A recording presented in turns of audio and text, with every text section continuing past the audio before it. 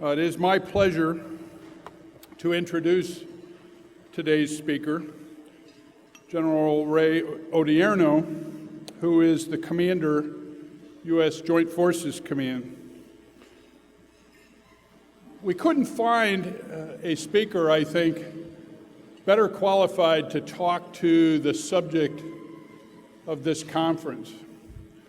He really defines what you're looking for in a leader in the joint community, especially as we define joint today as including interagency and coalition in that process.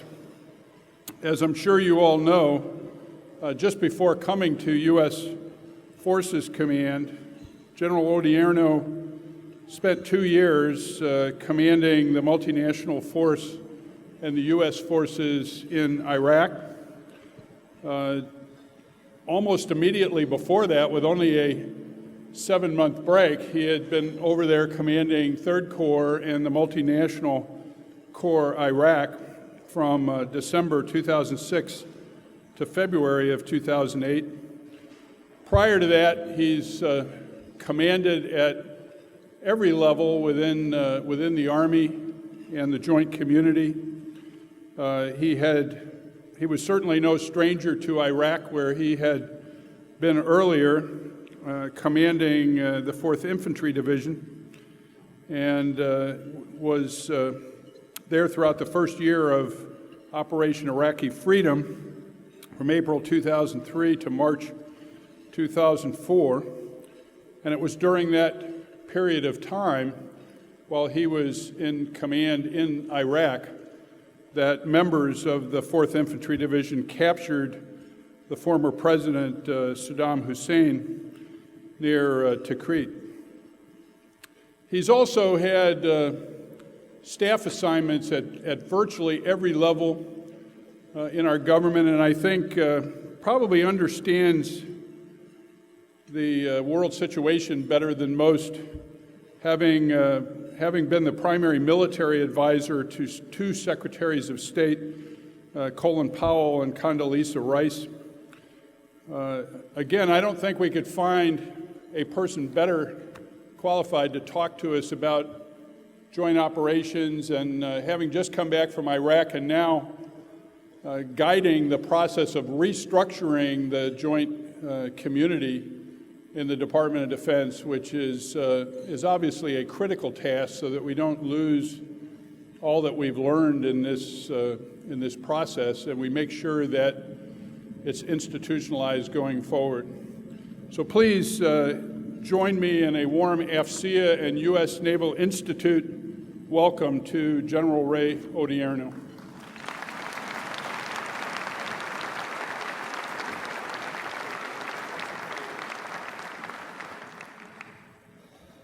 Well, I didn't realize I got up here. There's a lot of bright lights up here. First, welcome everyone. It's an honor to be here. Ken, thank you so much for your kind introduction. It's certainly a pleasure to join and be with you all today. Secretary Wynn, General Halick, other general officers, Sergeant Major Battaglia, my battle buddy,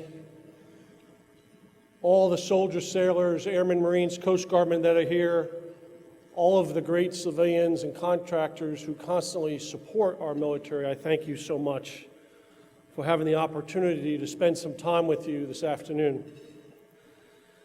I want to talk about a few things. First, I want to start out by saying how important it is for us to consider how to leverage the successes of recent joint and coalition warfare. I believe that there is much to learn, not just from our successes, but really more importantly, from our shortcomings. I want to briefly describe our recent joint and coalition successes and challenges. How we leverage our past experience depends very much on our view of the current and future environment in which we'll operate as a joint force. So I'll also briefly touch on my perspective of the emerging strategic environment that we face. An environment that I certainly can say right up front is characterized by significant fiscal constraints in the future. Finally, I'll offer some of my thoughts on how we might leverage our joint and coalition warfare experience as we move forward. Contemporary joint and coalition warfare, what I'll refer to as our warfare experience, includes, as I recently just said, many successes and challenges.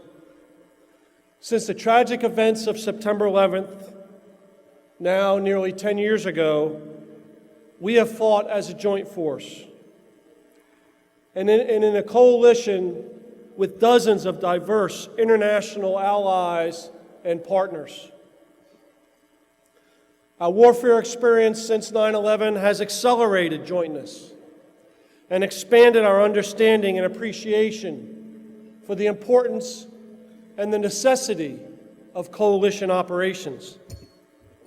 There have certainly been successful tactical engagements and larger operations during that time. But I'm certainly not going to stand up here right now and declare outright success in joint and coalition operations. We still have very much work to do. Recent experience in Iraq and Afghanistan has provided us a heightened appreciation for a range of lethal and non-lethal tools necessary for our force to master and situationally apply not only to current but future complex operational environments. We've also learned that coalition warfare doesn't just enhance international legitimacy for action, but it also brings valuable perspective, unique capabilities, and access. Current operations in Libya and the transition to a NATO-led operation underscores the importance of long-standing relationships and cooperation, which leads to better technical and doctrinal interoperability. This is crucial for us as we move ahead in the future, and we certainly still have much work to do in this area. What's more, we've not only realized the benefits of coalition warfare, difficult as it may often be, but we've gained much greater appreciation for the vital contribution of all elements of United States national power through a comprehensive interagency approach. But our culture of jointness won't survive without sustained effort, particularly when we move to reset our forces in the wake of our current main efforts in Afghanistan, Iraq, and other places around the world. Nor is the future of coalition warfare assured without sustained engagement during peacetime. So given our recent warfare experience, how do we move forward? That depends on your view of the strategic environment.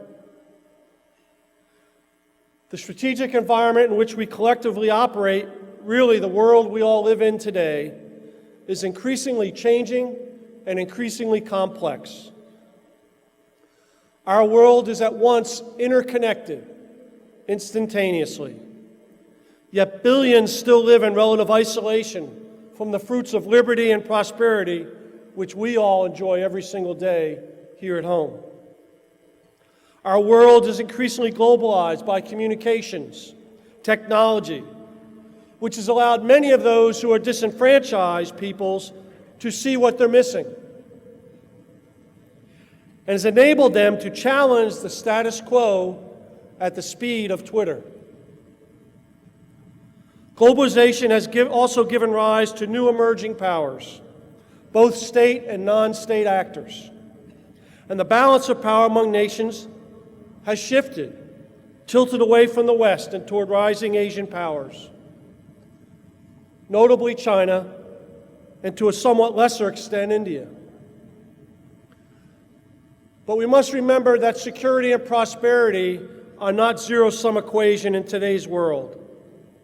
It is in our best interest that every nation enjoy greater prosperity and security.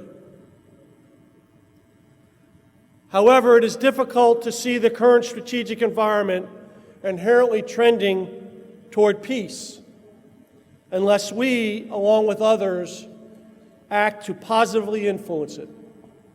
It depends on how we understand and engage in competition and cooperation with the globalized world. We must remain engaged. The question we face, though, is how do we do this? What capabilities do we need? How do we in the military develop a set of comprehensive tools that, along with our interagency partners, will allow us to engage and influence across a broad spectrum of issues and cultures? How do we give the President a variety of usable tools, both lethal and non-lethal, to address his own policy issues?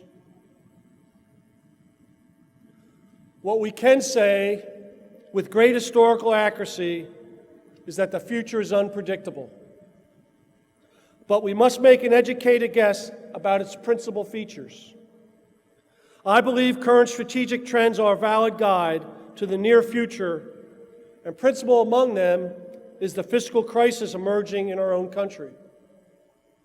This crisis is perhaps our primary threat to national security, given the interwoven nature of economic prosperity, power, and security.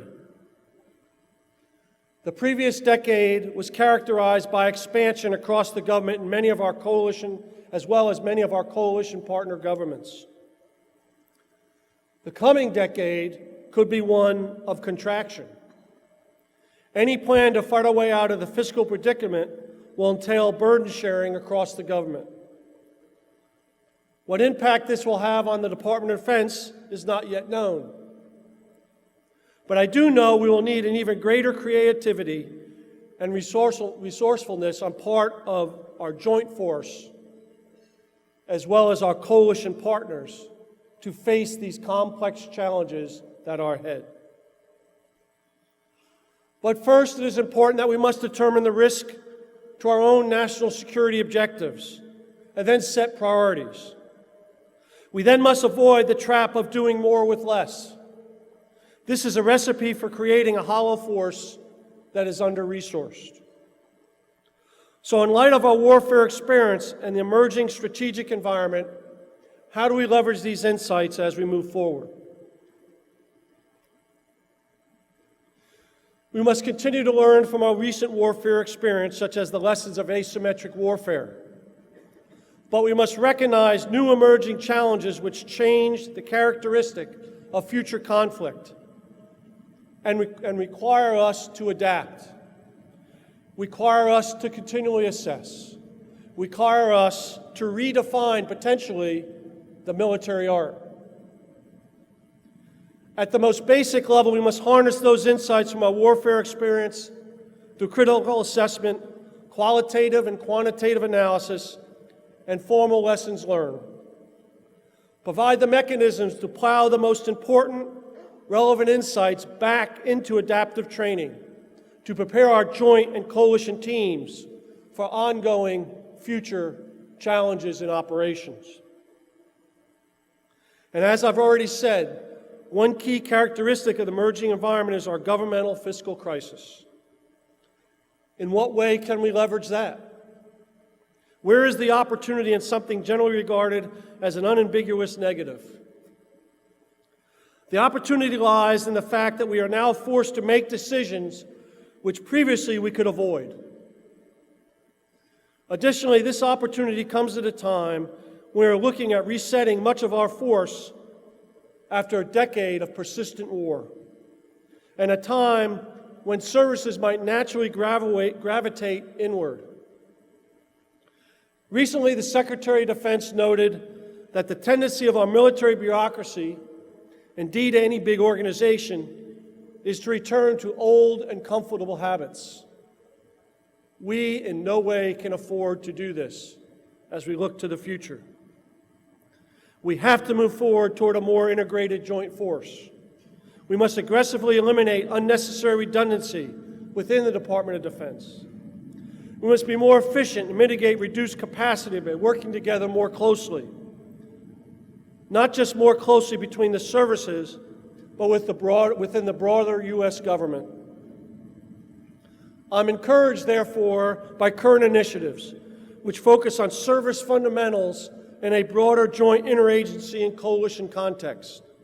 The air-sea battle concept, for example, is a worthy effort between the Navy and Air Force to address emerging operational and strategic challenges in the global commons.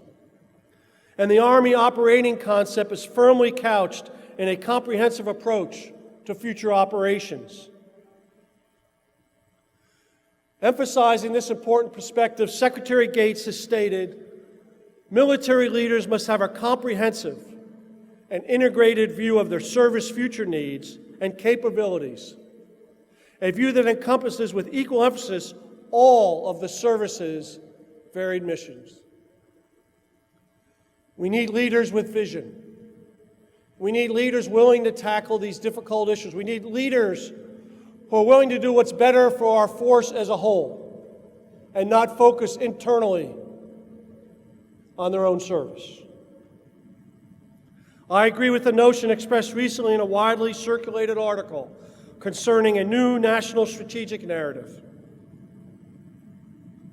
which states, through a whole-of-nation approach to problem-solving, leveraging all the strengths of our nation, not simply those intended to keep perceived threat at safe arm's length away. Investing in sustainable security will be the fiscal challenge shared between a joint force and the rest of the government, often referred to as the interagency. Interagency doesn't substitute for the joint force, but must be more comprehensively factored into solutions via strategy, budgeting, planning, and operations. This more comprehensive approach implies that we will more wisely share resources and burdens and apply them in a most efficient and effective manner. It's ultimately about achieving greater effectiveness in national security while operating more efficiently. Looking abroad, coalition-building initiatives not only enhance legitimacy, but also our own operational effectiveness. Therefore, we must continue to reaching out to train, enable, and encourage our coalition partners, both current and potential future partners. Of course, our international partners are also facing fiscal challenges, so we must achieve our collective security interest in this context. In my experience, partnering in peace is a really good deal in the long run. In the past, during periods of austerity, we've said we will have to do more with less. As we move ahead under significant budget restrictions, we may have to do less with less. We will have to prudently accept risk where in the past we brought down the level of risk. Through all of these significant resource challenges, we must maintain leadership focus. We must sustain rigorously prioritized efforts. We must never take our successes for granted and never be discouraged by setbacks. On this subject, during a previous time of great technological and social change, General Omar Bradley said, "Leadership is intangible, and therefore no weapon ever designed can replace it." Effective leadership today doesn't mean the successful protection of a service budget, a particular weapons system, or a governmental program. Effective leadership in times of momentous strategic uncertainty means navigating often painful change with moral and ethical courage, with physical and mental toughness, and with an appreciation for the greater goal of our nation's long-term prosperity and security. I believe it's the latter form of leadership for which we should strive. I know that one of the greatest successes of our recent warfare experience is the development of a phenomenal generation of young leaders who have what it takes to understand this emerging strategic environment and the joint forces role in it. They have what it takes to meet these challenges. And we need those who have what it takes to make difficult choices in the interest of our nation's security. I ask all of you as you go around, join me in encouraging these young great leaders in continuing to serve our nation during these difficult times, because I believe our future depends on our future military leaders. They will lead us into a bright future. They will lead us through these difficult times, through these difficult problems. Thank you, everybody, for your attention. I look forward to your questions. Thank you very much.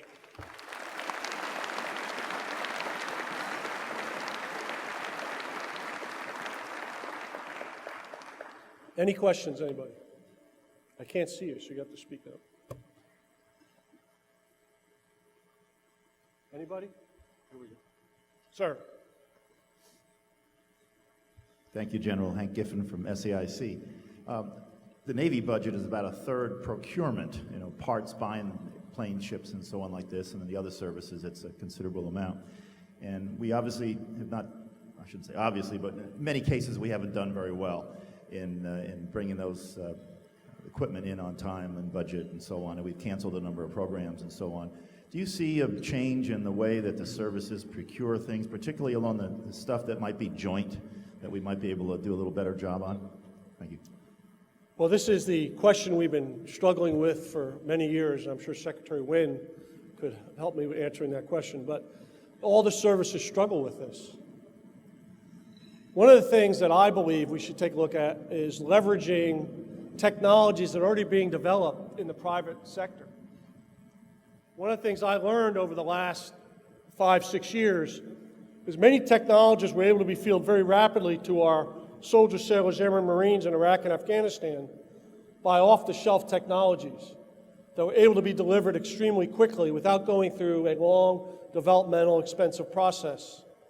I think we need to look harder at this to see what we can do. I think sometimes we have to think about how far are we trying to look out. If we're trying to develop a system 20 years from now, we all know it'll go under 20 changes as we develop that system. So maybe we reduce the horizon in which we have to look at. And I think we fundamentally do have to look at our acquisition system. And is it delivering what we need it to deliver? Because I think across all the services, we've had some issues with this. So I think that's kind of what I would suggest we do in the future. Sir. General Lynn Wells, National Defense University. You mentioned the new national narrative. Can you hear me? The new national narrative that's been put out, Anne-Marie Slaughter put out recently. Have you had a chance to think about that as a partnership coalition building tool? It lays out a useful ways for Americans to think about it. Have you had a chance to work on it with international partners as well? Not yet. But I think that is an important piece of this narrative, what you just brought up, is that we have to look differently on how we bring in not only our current coalition partners, but I would argue future partners that we're developing and that will continue to develop around the world, and how we bring them into this whole approach. So first we have to conquer, and we're getting better within our own government, but then we have to move outside. And I think the lesson we've learned is this coalition partnerships and what it brings to us in working with them in solving some of these issues. So I absolutely agree that's part of the narrative that we have to continue to look at. And I think if you just talk with all the combatant commanders, geographical combatant commanders, they'll tell you that's what they're focused on, is how we build these relationships and what do they need to do this as they move to the future. So I think it's a great point. Ma'am. Thank you, General. My name is Anna Ruska. I brought a group of 16 cadets from North Georgia Military College. And thank you for your wise words. It was very practical, very straight to the point. And I would like to hear what you would have to say to them, to those young men that you were talking about as leading into the future. What sort of advice would you have for them, since they're going to be commissioning in the second lieutenants? And what would you tell them to do now to prepare for that environment? Well, first, I would just say, I gave about 3 months ago, I went and talked at West Point. I talked about this subject, so I'll try to remember some of the things I said up there. But one of the key pieces, first, is with any leader is about fundamentals. And first, as you become a leader, it's still about those basic fundamentals, moral and ethical courage. You know, the hardest thing for a second lieutenant, as I went and visited them on the far ends of a battlefield, is you have a second lieutenant who's 21 or 22 or 23 years old leading a group of men in a very complex environment and has many moral and ethical dilemmas on a daily basis. But that doesn't only happen in combat, it happens wherever you might work and how you deal with these. It's about being broader. We expect much more out of new officers than we did when I was a lieutenant. We expect them to understand a lot more about their environment, about the world around them. It's no longer good enough to understand what you need to do militarily. You have to have a basic understanding of cultures, of political, socioeconomic issues. Now, that'll grow over time as you become more senior, but that's become more important. But it's still basics for young people: physical, mental toughness, moral and ethical, resiliency and behavior. And if we get that up front, they will continue to develop themselves into the type of leaders we need. Thank you. Thank you, sir. Sure. General, I'm Robbie Harris, a former naval person. I would like to ask you to put a fine point on a couple of your comments. The President has challenged Secretary Gates to find $400 billion of savings in the DoD budget. I'd like to ask you how much economies have we wrung out of jointness? Let me state that differently. How much more is there to wring out of jointness to bring economy to the force and produce that $400 billion of savings that the President has challenged Secretary Gates to find? I think we have to go through that process. And I can't give you a specific answer of how much more efficiency we can get. I don't know. But let me just answer it in this way. We still have redundancy. We have redundancy in missions, redundancy of capabilities. We have to determine how much do we need in order to mitigate the future risks that we're going to face. And then we try to get rid of the redundancies. It might not just be equipment. It could be headquarters. It could be other things that we have to just get a look at. That will save some money. And we have to do that. But ultimately, when you have a cut as big as that, there's going to be, the point I tried to make is there's going to be some very difficult choices that we have to make. Because it's my position, and I believe Secretary Gates has stated this as well, is we just can't do more with less. That's what's led us to problems in the past. So we're going to have to decide what we are not going to do. And it has to be based on strategy. What strategic issues are we not going to be able to address? What are the things we're going to have to not be able to do for us to potentially reach the sizable cuts that could come down the road? And then we have to have a national security discussion about that. And those would be very, very tough, difficult issues. What are we going to stop doing? And the example, are we going to stop protecting our sea lanes of communication? I don't know. I don't think so. Are we going to stop engaging in key areas of the world, in Asia, Europe, Middle East? How are we going to do that? What are the things we're not going to do? So those are the things that have to be addressed from a policy perspective, and we have to relate those policy decisions directly to savings or reductions, and then mitigate and see if the risk is, if we can accept the risk involved in that. And I think that's the discussion that will go on here. General, thank you very much. Sure. General Ron Gumbert from Gartner. Question concerning how we align our capabilities and the functions we go and undertake given the reduction in budget. And you talked a bit about the interagency process and the need for us to call upon the other arms of government to help contribute to the missions that continue to grow for the military, which, in my view, frequently are not what we would consider core military issues. Can you talk a little bit about how you see that discussion going forward so that we're able to align our resources to those areas that matter most to the warfighters? Yeah, thank you. That's a very good question. All the questions have been great. That's a great question. First, there's one lesson that I learned in all my time in Iraq. It seems like a simple lesson, but it's one I keep repeating to myself whenever I get asked a question like that or I think about the future. What I learned is the limits of military power. Military power can only do so much. You must have other capabilities to exploit what you've been able to achieve through your military capabilities. And what we found over the last several years is in the beginning, we didn't have anything to exploit that, so we used our military because there was nothing else to step in to accomplish some of these goals. So what we have to first is realize that we can't do that anymore, that it can't just be military power alone. In the beginning, we must understand it must be an integrated approach along of diverse capabilities that our government has. Now, the challenge we've had, and everybody knows this, is that the other agencies just simply aren't resourced right now to do this kind of work. It's not that they don't want to do it. It's not that they don't want to contribute, but they're not resourced to do it. So we have to figure out and have a discussion, and from an interagency perspective, how we want to move forward this way. How much do we want the military to do? What are the other agencies' contributions going to be? And how are they going to get the resources to do it? And that's the discussion that we have to have. Thank you. General Charlie Dunlap, now Duke University. Sir, as you probably know, there's been a lot of discussion in the literature about civil-military relations. I was wondering, what is your assessment of civil-military relations today? And are there things that we need to do, perhaps on the training side, to ensure that we have the right kind of civil-military relations?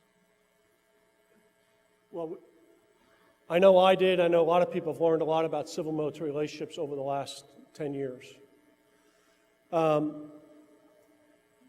First, as I just got done stating, I think it's absolutely essential to anything we do, that whether it be interagency civil-military cooperation, whether it be understanding the civilian oversight of military, those are all key components to what I think.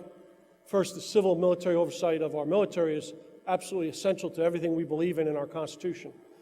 Basic civil-military relationships built between interagencies and military partners, in my mind, is essential to how we move forward. The issue we have is we still have a clash of cultures. And what we've done is we've educated a lot of people, both civil and military, who understand the cultures a bit more now and understand how we can best utilize capabilities, whether it be in the State Department, whether it be in the Treasury Department, whether it be in other lettered agencies, and how we work together to solve problems. But in order to do this, one of the things we have to do is we have a young cadre of officers and, frankly, young civilian workers who are used to now working together. What I worry about is over time, if we don't get them involved in an education system that is interagency and joint in that aspect, we'll lose this as we move forward. And so we have to ingrain it in our programs. We have to have exchange programs. We have to have military exchange programs into some of the other agencies. We need some of the other agencies having exchange programs into the services and the joint force. So they get educated and start to understand the cultures. So when we have to work under pressure, it's much easier to come together and solve these really difficult, complex problems.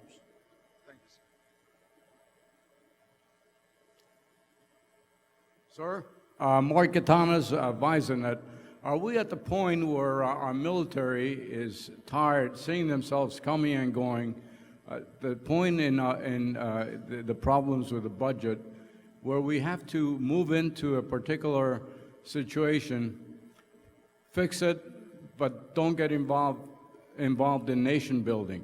Are we at the point where we just move to a hotspot, take care of it, and move back, and avoid nation building? Well, what you just addressed is kind of my comment on the limits of military power. Is what we've learned is the military can only do so much. However, that said, what you have to do is if an action creates an environment, and we have to assess what that environment and how that environment will impact on our national security, and that'll determine what we do. So I think it's difficult to go in and conduct a military operation. You change life as it is known in that area. And if you just leave, that causes a whole new set of really significant issues. So what we have to be able to do is understand how we transition that from a military to more of a civilian-led operation. And you got to create the environment that allows that to be successful. The issue in Iraq and Afghanistan is it's taken us a very long time to create that environment. In Iraq, it took us 7 years to create that environment. In Afghanistan, it's probably going to take us 12, 13 years to create that environment. So it's about understanding when you go in there for good reasons and you have an impact, we can't just leave it because the aftermath is worse. So what we have to understand is understand how we can deal with this problem up front and learn from the many, many mistakes that we've made in doing this over the last 10 years. And I think what we have to do is just do it better. Again, I don't think the military should ever do nation building. What we have to do is create the environment that is so other agencies who should be doing nation building can do it. Whether it be USAID, whether it be the United Nations, whether it be non-governmental organizations. There's many organizations out there capable of doing nation building, but they have to have the right environment for them to operate in to create the conditions for a country or an area to move forward. Thank you, sir. Okay, thank you. Sir. General, address a question that looks more at home, even though you haven't been home very much in the last 6 or 8 years, and that is there's a very small percentage of our 320 million people who are directly involved in the wars that we've been in for the past 10 years. I think there's very little doubt among any of us that we don't have an amazingly superb fighting force. Yet it's been 10 years doing its missions. And at that time, the rest of us, unless we have a friend or a member of our family involved, have been somewhat, if not entirely, disconnected. What's the future for the all-volunteer force, especially as it grows in expense and grows in its dislocation from the greater American public, because our history is a culture of citizen soldiers? Well, I personally I'm a strong believer of the all-volunteer force and the necessity for it in the country. I think because we've had an all-volunteer force, it's allowed us to do things we might not have necessarily been able to do. Although it puts a heck of a lot of strain on the force itself because of what we've had to do and what we will continue to do over the next several years, I think the outcome and the benefit is worthwhile. It is a great point, and it's one that continues to come up, the cost of the all-volunteer force. But I think when you have a professional force where people volunteer to serve, I think it helps us in dealing with many of the really difficult, complex issues and assignments that we have to conduct today. And I don't think we should move away from it. What I do believe, though, is we should do a better job of reaching out to the communities. And I believe that's why it's important. I've learned getting the reserve component more involved in what we're doing, which I think we've done better over the last several years. Because the National Guard and Reserve component reaches much deeper into our own U.S. communities and helps to build awareness of what we're trying to do.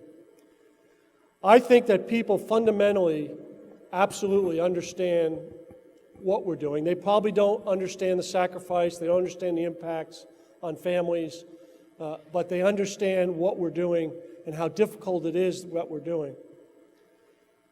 It's interesting that I would just say, and some of it might be economic related, but recruiting closed out earlier than it ever has for all the services this year.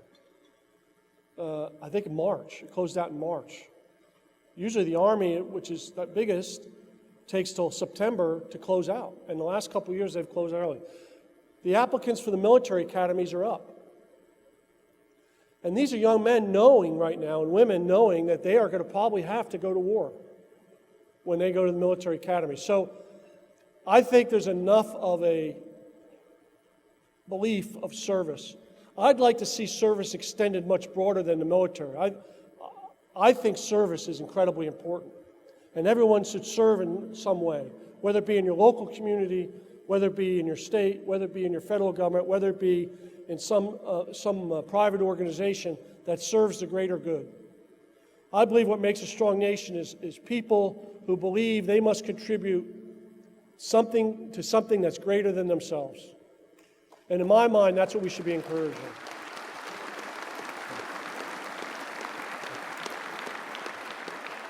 Sir. A quick question, sir. This is Mukul from a small company. Just as we treat airspace, naval space as spaces under our jurisdiction, why not treat cyberspace the same way? currently most of the military websites are available to foreign nationals from anywhere in the world. Now, I totally understand the security policies, et cetera, in place, but while we struggle and spend a lot of money on that, why not just make cyberspace totally inaccessible to cyber soldiers from outside? Just cut the cord, no accesses from outside. We still need to continue to invest in security from an internal standpoint because we could have enemies within. While our cyber soldiers from China have access to our military sites at all, even to cruise around. First, I would just say is, personally, as I now define the global commons, it used to be air, land, sea, I now define the global commons as air, land, sea, space, cyberspace. Now, not everybody does that. That's my definition, because I believe the impact of cyberspace in the future is really significant. The problem we have is we have to balance what we do for our own national security with, again, our own personal beliefs and freedoms, liberties.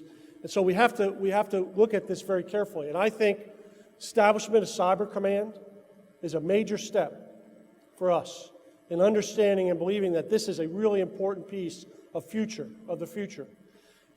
And I discuss, as we train leaders to move forward and get into these environments we're operating in, one of the key things I talk about all the time is one of the things commanders have to now pay attention to, as much as air, sea, and land, is how you have access to and understand what's going on in the cyber realm, because it can impact so much on your mission success and what you're trying to achieve in any mission, whether it be tactical, operational, or strategic. And so it's about thought process. We're changing. We got to change quicker than we are, but we got to change our thought processes in this specific area. We're getting better, but we still have a long ways to go. We have to continue to talk about it. And the establishment of Cyber Command and the service subordinate commands to that is a giant step forward in this area. Thank you. Okay, I think that's it. Great. Thank you, everybody.